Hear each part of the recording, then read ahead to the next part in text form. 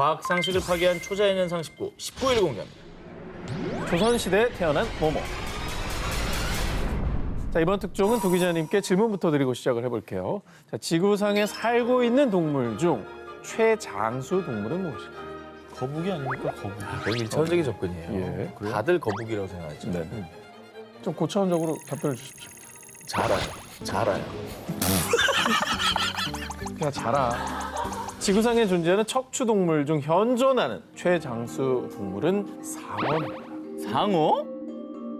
그 중에서도 노르웨이, 아이슬란드, 연안을 비롯한 북대서양에서 서식하는 그린란드 상어가 그 주인공입니다.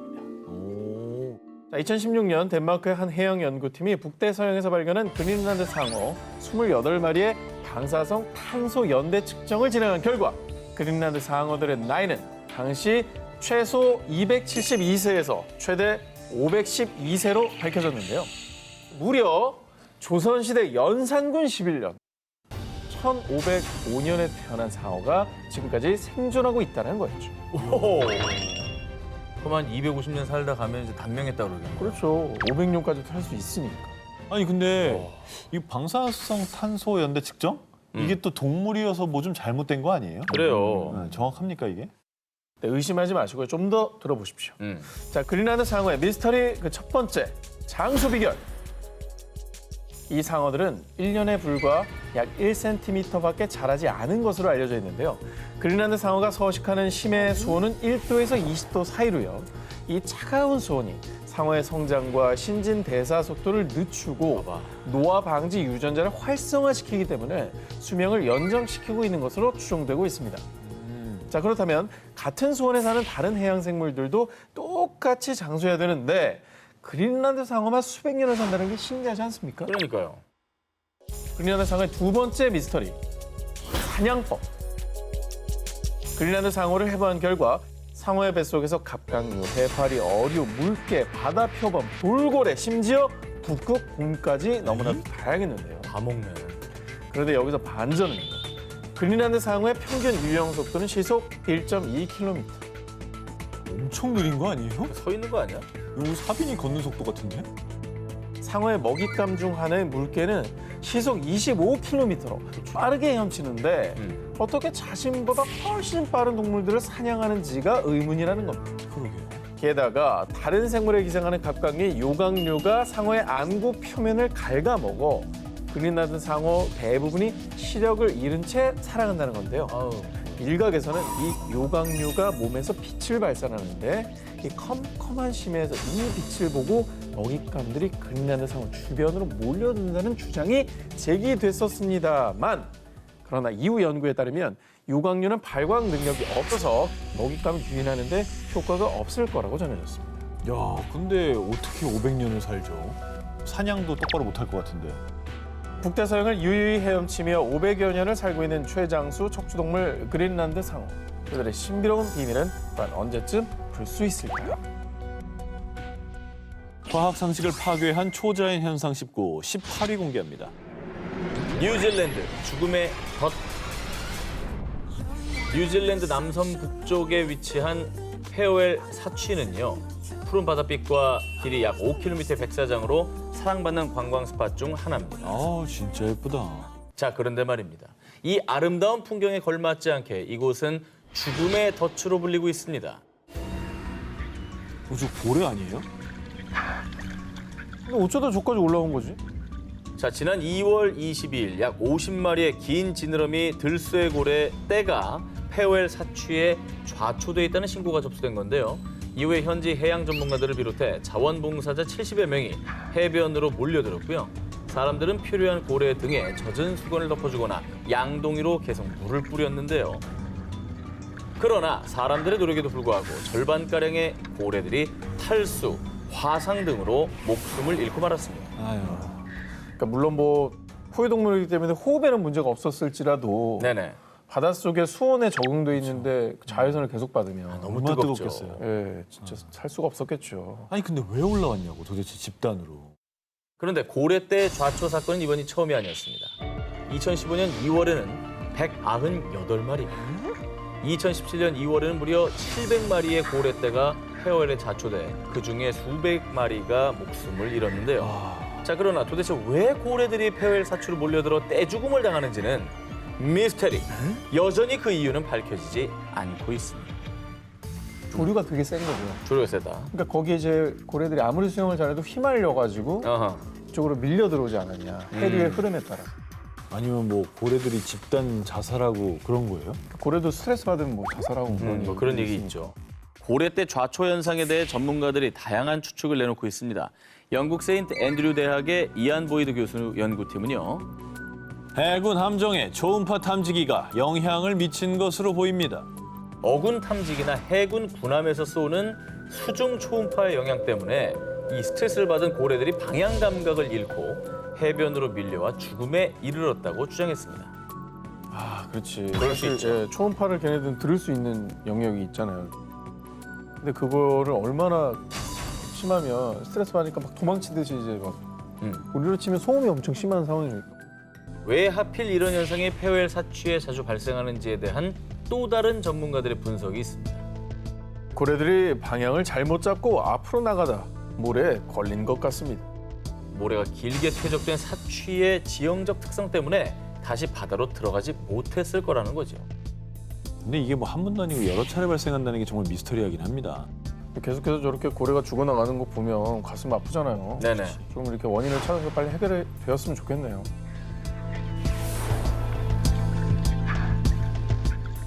과학 상식을 파괴한 초자연 현상 19, 17일을 공개합니다. 미스터리 얼음 동굴의 비밀. 이번 특종은 요즘 같은 무더운 여름에 보기만 해도 시원한 사진 한 장 먼저 보여드리겠습니다. 어우, 시원하겠다. 자, 이곳은 중국 산시성 닝우현 루야산의 해발 2,300m에 위치한 깊이 100m 이상의 초대형 얼음 동굴입니다.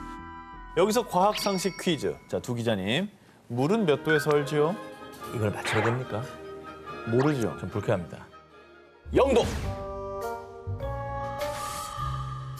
0도 아니야? 맞습니다. 그렇다면 녹는 점은 몇 도일까요? 내가 어느 점에 있으니까 녹는 점에 있어. 아니 똑같죠. 오. 그런데 이 얼음 동굴은 외부 온도 30도 이상의 무더운 날씨에도 전혀 녹지 않고 아주 꽁꽁 얼어 있다고 합니다. 아니, 바깥 온도가 뜨거워도 안에 온도가 낮으면 얼어 있죠. 자, 답변을 드리기 전에 먼저 이 동굴에 대해서 소개를 해드리면 이 동굴은 중국 과학 아카데미 지질연구소 동굴 전문가들의 현장 조사 결과 약 300만 년 전의 형성, 만년 얼음 동굴이라고도 불리는데요. 자, 그런데 이 정도 규모의 큰 얼음 동굴은 대부분 시베리아나 남극같이 위도가 높은 추운 지역에서 주로 발견됐는데요.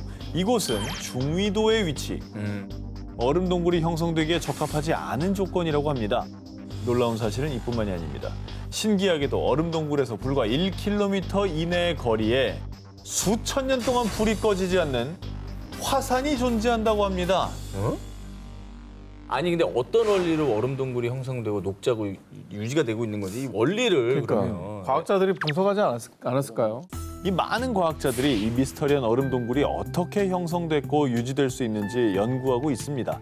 일부 전문가들은 동굴 아래 에어컨이나 냉장고의 시스템과 흡사한 신비한 냉각 메커니즘이 존재할 것으로 추측됩니다. 라는 입장을 밝혔지만 아직 과학적인 근거를 제시하지 못했고요.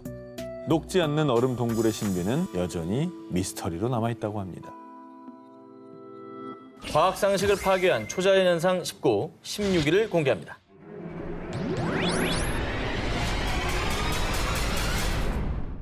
(2017년 9월 7일) 밤 11시 49분 무렵 멕시코 남부 인근 태평양 해상에서 규모 8.2의 강진이 발생. 멕시코 역대 최대 규모 강진으로 지상에서도 수십 명의 사망자가 속출하며 엄청난 피해가 잇따랐는데요. 어우, 세상에. 그런데 말입니다. 지진 발생 후 멕시코 시티 상공에서 기이한 현상이 포착됐습니다. 저 뭐죠? 번쩍번쩍? 마치 오로라처럼 여러 색의 빛이 상공에서 빠르게 번쩍거리는 이 섬광은요. 지진 전조 현상이 아닌 지진 발생 후에 일어난 괴 현상인데요. 자, 일부 음모론자들은 멕시코에 나타난 이 섬광이 오로라라고 주장했는데요. 멕시코의 위도상은 오로라일 수가 없지 않나요? 상식적으로 그렇습니다. 하지만 음모론자들의 주장에 따르면요. 멕시코 섬광은 미국 하프의 소행입니다. 미국의 고출력 고주파 송신기 하프에서 발사한 고주파로 인해 플라즈마가 지구 자기장과 마찰에 생긴 인공 오로라일 것이라고 추측했습니다.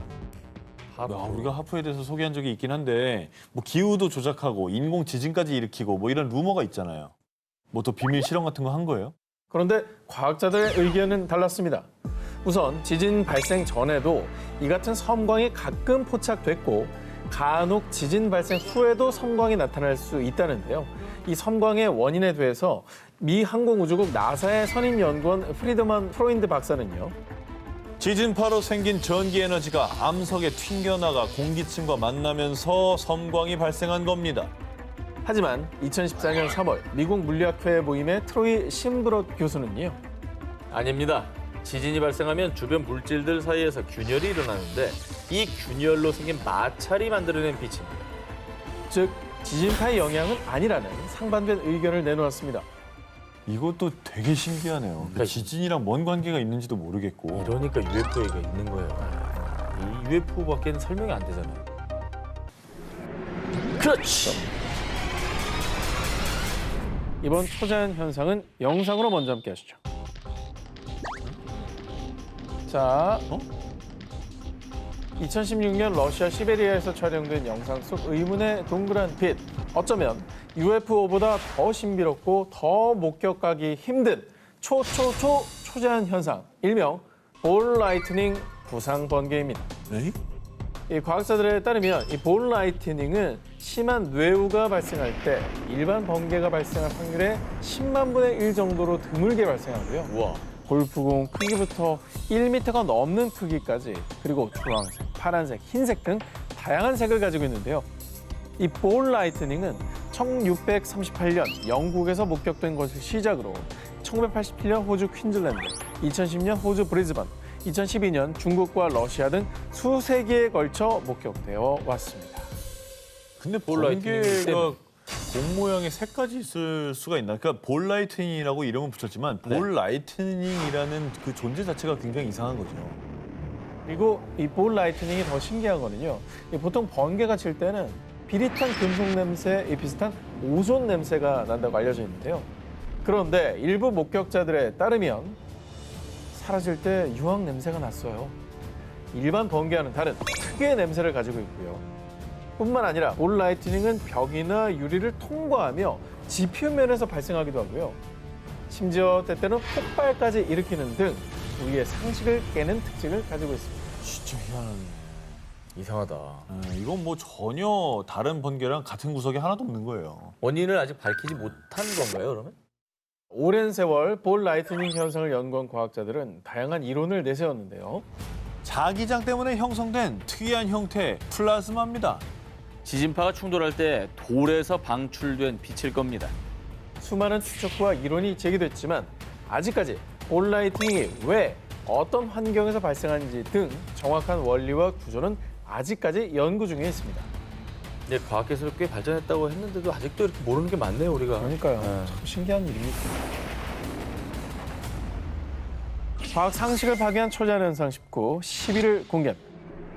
지폐에 새겨진 미스터리 모모. 지난 1월 미국의 한 경매 사이트에 $20 지폐 한 장이 올라왔습니다. 그런데 해당 $20 지폐는 4억 3천만 원에 낙찰됐습니다. What? 그러니까 약 2만 배의 가격에 낙찰된 겁니다. 한 $20 지폐면 2만 원짜리잖아요. 근데 4억이 넘는 가격에 팔렸다.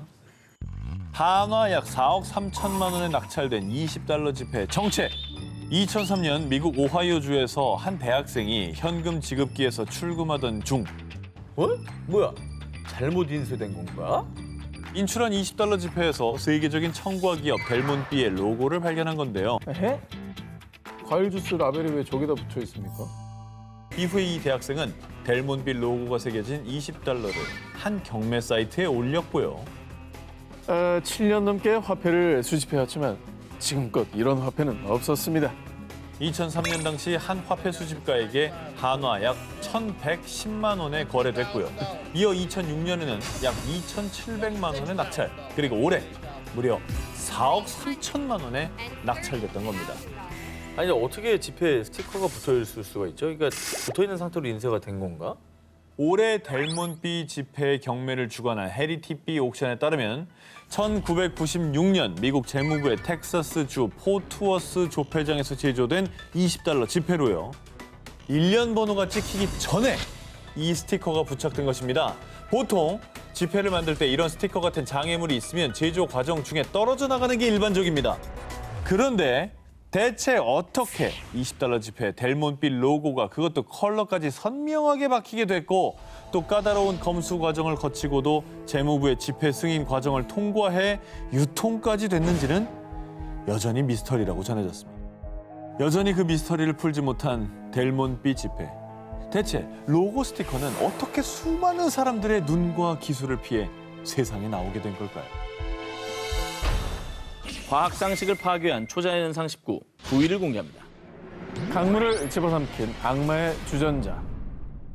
이번에 소개해드릴 곳은요, 미국 미네소타주의 저지 매그니 주립공원에 위치한 불을강의 신비한 폭포, 일명 악마의 주전자입니다. 뭔데 이게? 도대체 왜 신비하다는 겁니까?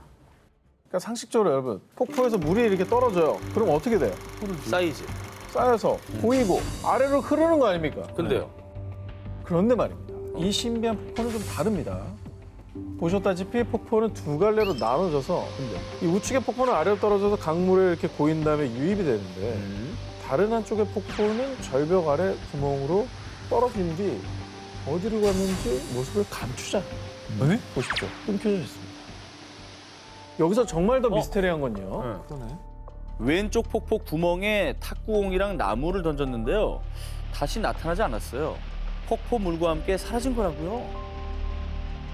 아니 근데 저거는 저렇게 많은 물이 저기 뭐 누가 틀었다 끄는 것도 아니고 계속 지금도 그러고 있을 텐데. 그 물이 다 어디 갑니까? 자, 그래서 폭포물을 집어삼킨 듯한 이곳은 일명 악마의 주전자라 불리며 과학자들도 풀지 못한 미스터리 스팟으로 유명세를 탔는데요. 자, 그런 가운데 미네소타 천연자원부에서 이 폭포를 조사, 2017년 흥미로운 결과를 내놓았습니다. 폭포 이전에 초당 123 입방피트의 물이 이동하고 폭포 아래 강에서는 121 입방피트의 물이 이동합니다. 자, 쉽게 말해서 왼쪽 폭포의 물이 강 하류에서 다시 합류한다는 겁니다. 하지만 수십 년간 사람들이 던진 물건뿐만 아니라 폭풍이 닥칠 때 구멍 속으로 떨어진 수많은 나무 조각과 침전물이 감쪽같이 사라져버린 현상에 대한 미스터리는 여전히 풀리지 않는 수수께끼인데요. 물건은 발견이 안 됐다 이거죠. 이 물은 합류가 됐지만 그러면 구멍 아래 뭔가 거대한 큰 동굴이 있어서 거기 아마 쌓여 있을 겁니다. 나도 그 생각을 했는데. 침전물이 쌓여 있는 거예요 지금. 근데- 나도 생각했는데 지금 폭풍이나 태풍 같은 거 올 때 나뭇가지들도 엄청 들어갔대잖아요. 그렇지. 그런 식으로 막혔으면 아예 저 구멍이 막혀서 더 이상 절로 물이 들어가지 않았겠죠. 그런데 말입니다. 뭐 지하동굴설, 뭐 이런 것들은 보통 물에 쉽게 녹는 성질인 석회암 지대에 형성이 되는데요. 그런데 이 폭포가 있는 곳은 마그마가 지표면에서 빨리 식어서 생성되는 화산암 종류의 유문암 지대입니다. 물에 쉽게 녹지 않아 거대한 지하동굴이 형성되기 어렵습니다. 유문암은 안 녹아요. 아니 근데 도대체 그럼 그 물건들은 어디로 사라진 거예요? 걸려 있다니까 거기. 답답하네 정말. 턱에 걸려 있다니까. 내가 진짜 내 꺼내줘 탁구공 들어가서. 내 꺼내줄게 내가. 수중 너무 카메라 됐죠? 들고 들어가서 꺼내주면 될 거야. 탁구공이요 이러면 되는 거 아니에요? 자, 그럼 코로나19가 끝나면 제일 먼저 정 기자님 투입되는 걸로. 네. 사라진 물건들에 대해서는 소용돌이와 같은 충격으로 인해 부서진 게 아닐까 하는 추측이 있지만 정확히 밝혀지진 않았고요. 오랜 시간 쌓인 물건들이 잔해조차 발견되지 않은 건 이건 또 이해가 안 되는 거예요. 이상하죠.